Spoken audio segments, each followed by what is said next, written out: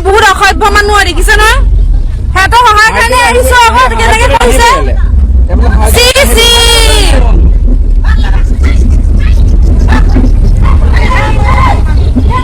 চব গাইজ ইমান অসভ্য মানুহ দেখিছে নাই লজ্জিত অনুভৱ কৰিছো এইজন যুৱক এজন ফটুৱা যুৱক যিজন যুৱকৰ কোনো গাঁৱত অস্তিত্ব নাই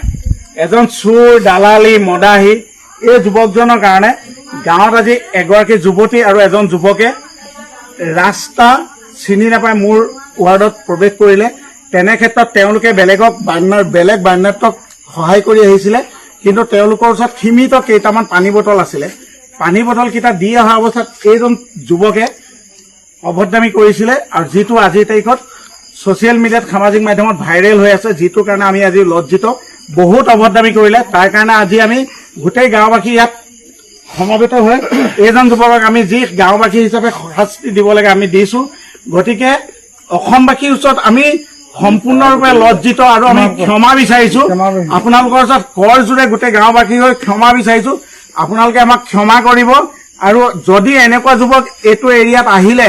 যদি আপোনালোকে চিনাক্ত কৰে আমাক যোগাযোগ কৰিব প্ৰতিটো সামাজিক মাধ্যমৰ প্ৰতিটো পেজত যিকেইটা পেজত ওলাব আমাক যোগাযোগ কৰিব